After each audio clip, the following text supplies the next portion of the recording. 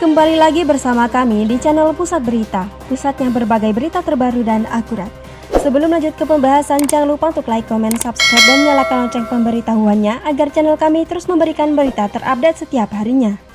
DPR RI mengesahkan rancangan Undang-Undang Perlindungan Data Pribadi atau RUU PDP. Ada 4 hal yang dilarang terkait data dalam undang-undang ini. Di sini kami mendapat salinan draft RUU PDP yang baru disahkan, Selasa 20 September 2022.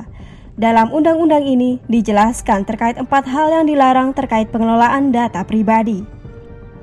Keempat hal tersebut terdapat dalam pasal 65 ayat 1-3 dan pasal 66. Begini bunyi pasalnya. Pasal 65.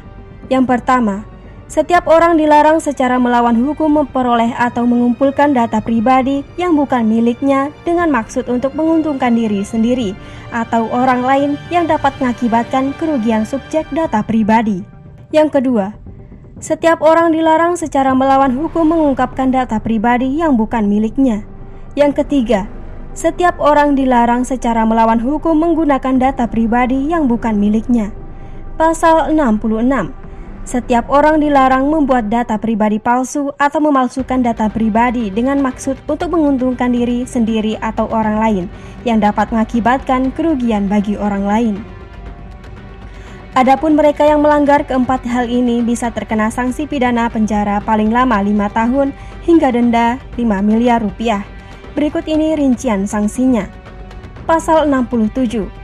Yang pertama, setiap orang yang dengan sengaja dan melawan hukum memperoleh atau mengumpulkan data pribadi yang bukan miliknya dengan maksud untuk menguntungkan diri sendiri atau orang lain yang dapat mengakibatkan kerugian subjek data pribadi sebagaimana dimaksud dalam pasal 65 ayat 1, dipidana dengan pidana penjara paling lama 5 tahun dan atau pidana denda paling banyak 5 miliar rupiah.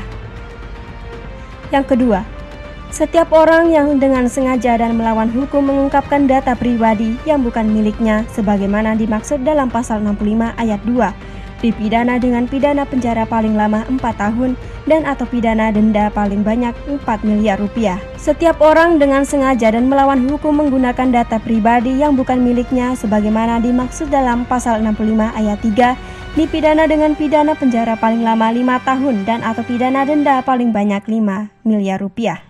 Pasal 68. Setiap orang dengan sengaja membuat data pribadi palsu atau memalsukan data pribadi dengan maksud untuk menguntungkan diri sendiri atau orang lain yang dapat mengakibatkan kerugian bagi orang lain sebagaimana dimaksud dalam pasal 66 dipidana dengan pidana penjara paling lama 6 tahun dan atau pidana denda paling banyak 6 miliar rupiah. Namun, Lembaga Studi dan Advokasi Masyarakat atau LSAM menyebut Undang-Undang Perlindungan Data Pribadi berpotensi menjadi macan kertas. Meski demikian, LSAM menjelaskan ada beberapa masalah yang mungkin terjadi dalam penegakan Undang-Undang PDP akibat ketidaksolidan dalam perumusan pasal-pasalnya. Situasi tersebut hampir pasti terjadi akibat ketidaksolidan dalam perumusan pasal-pasal terkait dengan prosedur penegakan hukum. Sebagai imbas kuatnya kompromi politik, khususnya berkaitan dengan Lembaga Pengawas Perlindungan Data Pribadi, ujar Wahyudi.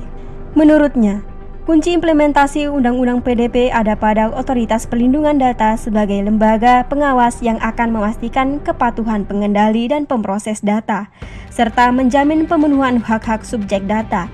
Alih-alih membuat lembaga independen, Wahyudi menyebut pemerintah justru mendelegasikan kepada Presiden untuk membentuk lembaga pemerintah non-kementerian atau LPNK yang bertanggung jawab kepada Presiden.